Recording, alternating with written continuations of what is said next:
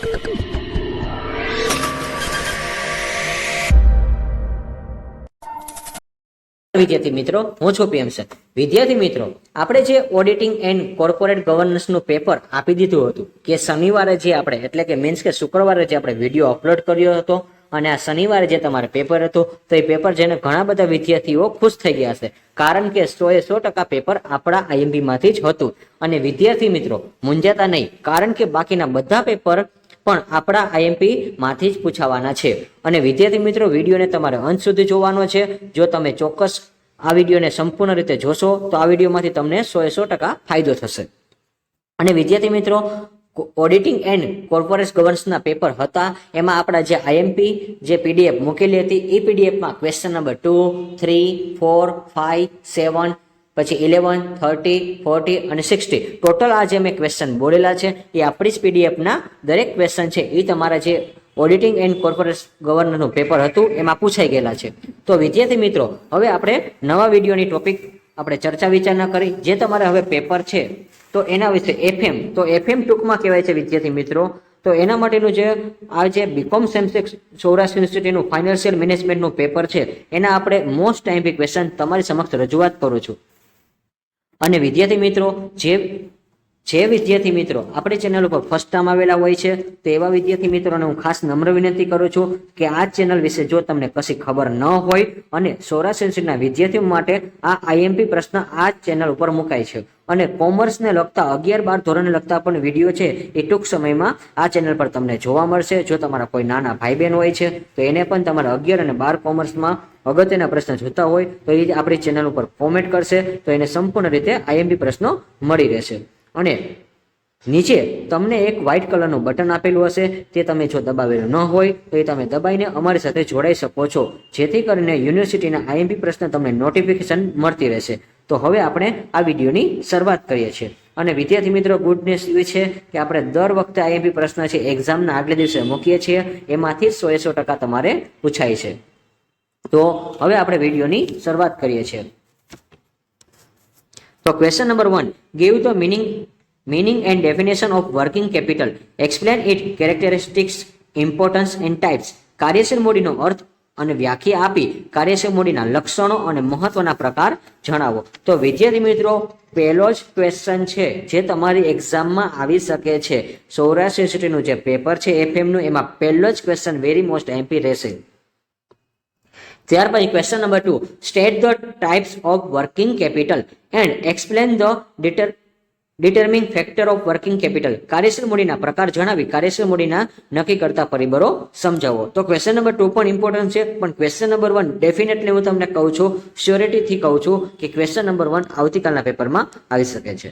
ત્યાર પછી question number 3, explain the need of working capital management in business unit. ધંધાકીય એકમમાં કાર્યશીલ મૂડીના સંચાલનની જરૂરિયાત સમજાવો. ત્યાર પછી એની અંદર આપણે બી આપેલો છે, state source of working capital. કાર્યશીલ મૂડીના પ્રાપ્તિ સ્થાનોનો સ્ત્રોત જણાવો. ત્યાર પછી question number 4, give the meaning of working capital management, explain in principle and stage. કાર્યશીલ મૂડીના સંચાલનનો અર્થ આપી કાર્યશીલ મૂડી સંચાલનના સિદ્ધાંતો અને તબક્કા સમજાવો. તો વિદ્યાર્થી મિત્રો, અહીંયા જે તબક્કા છે એ તમને વિધિ સ્વરૂપે પણ પૂછાઈ શકે છે, અને તબક્કા, વિધિ અને પ્રક્રિયા ત્રણેય નામ એક જ છે. તો ખાસ કરીને ગુજરાતી માધ્યમના વિદ્યાર્થીઓ છે તે એક નોટ કરી લેજો, તબક્કા, વિધિ, પ્રક્રિયા, એ તમને ત્રણેય કે તો જવાબ આ જ આવશે. તો ક્વેશ્ચન નંબર 4 છે એ પણ ઇમ્પોર્ટન્ટ છે, તમારી પરીક્ષામાં આવી શકે છે. ત્યાર પછી question number 5, state the meaning of inventory management and describe its method. Inventory સંચાલનનો અર્થ જણાવી તેની પદ્ધતિઓ જણાવો. ત્યાર પછી question number 6, explain the objectives and advantage and limitation of inventory management. Inventory સંચાલનના હેતુઓ, ફાયદાઓ અને મર્યાદા સમજો. તો ક્વેશ્ચન નંબર 6 છે વિદ્યાર્થી મિત્રો, એ પણ તમારી પરીક્ષામાં આવી શકે છે. અને વિદ્યાર્થી મિત્રો, ખાલી તમારે વિડીયો નથી જોવાનો, અહીં આપેલા દરેક પ્રશ્નની તમારે સંપૂર્ણ તૈયારી કરવાની છે. એટલે 100% તમે જો તૈયારી કરીને જવાનું છે. જો તમે આ પ્રશ્નોની તૈયારી કરીને જશો તો તમને પેપર છે ખૂબ જ સહેલું લાગશે. ત્યાર પછી question number 7, discuss the EOQ and ABC classification as per a part of inventory management. Inventory સંચાલનના ભાગરૂપે આર્થિક વર્દી જથ્થો એટલે EOQ અને ABC વર્ગીકરણની ચર્ચા કરો. તો આ પણ ક્વેશ્ચન છે વિદ્યાર્થી મિત્રો, થોડોક અલગ પડે છે, પરંતુ તમે આને તૈયારી કરીને જશો, કારણ કે આ પણ પ્રશ્ન થોડોક અગત્યનો રહી શકે છે. ત્યાર પછી question number 8, explain the meaning of cash management, describe the motives for cash holding and discuss the benefit limitation of cash management.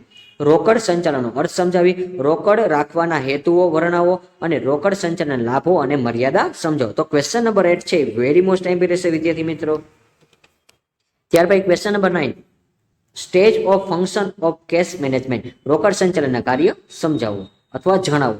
ત્યાર પછી write a short note, motive for a holding cash, રોકડ ધારણ કરવાના હેતુઓ પર નોંધ લખો. તો એના કરતા જો ક્વેશ્ચન નંબર 8 છે એ તમે કરીને જશો તો ક્વેશ્ચન નંબર 9 એ તમારે એમાં આવી જ જશે.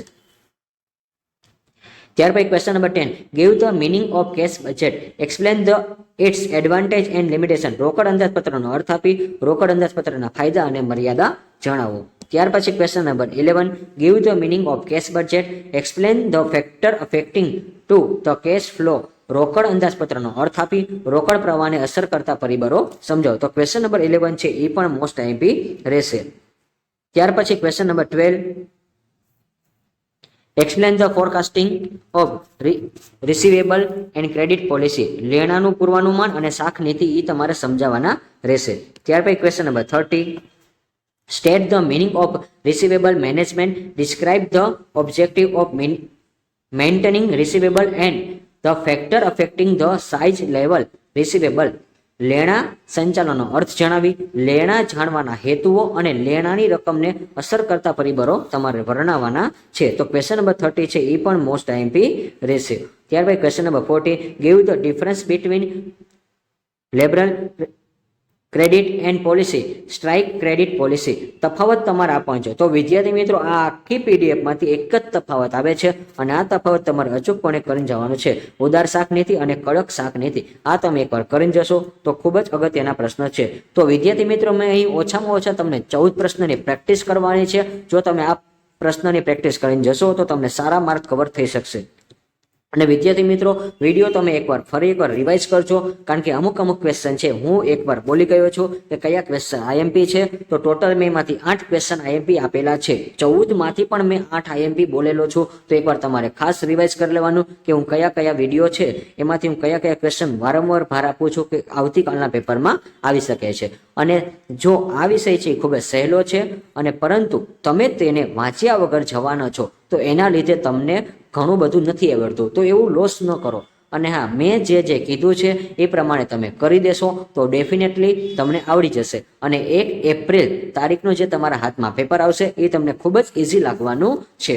અને વિદ્યાર્થી મિત્રો ખરેખર તમને આ વિડીયો જો હેલ્પફુલ થતો હોય છે તો તમારી એક નાની એવી આશા છે કે આજના વિડીયો પર 60 લાખનો ટાર્ગેટ રાખેલો છે, જે તમે અમને ચોક્કસ પૂરો કરી દેશો એવી મને પર વિશ્વાસ છે. અને જે વિદ્યાર્થી મિત્રો વિડીયો જોવે છે એને પહેલા સૌપ્રથમ લાઈક કરવાની છે અને સાથે કોમેન્ટ કરવાની છે. અને વિદ્યાર્થી મિત્રો તમે જે પેપર દઈને આવો છો તો પેપર દીધા બાદ જો તમારે આમાંથી પૂછાય છે તો એમાં લખવાનું છે હિટ છે પીએમ સરનું તુફાન. ખાસ વિદ્યાર્થી મિત્રો હજી એક વાર હું તમને કહું છું, જે લોકો આ વિડીયો જોવે છે એનું પેપર દીધા બાદ તમને જો લાગે છે કે આમાંથી આપણે ક્વેશ્ચન આવે છે તો તમારે કોમેન્ટમાં લખવાનું છે હિટ છે પીએમ સરનું તુફાન. શું હિટ છે પીએમ સરનું તુફાન? તો આવી જ રીતે આપણે નવા વિડીયોના નવા ટોપિક સાથે મળતા રહીશું. ત્યાં સુધી આવજો વિદ્યાર્થી મિત્રો.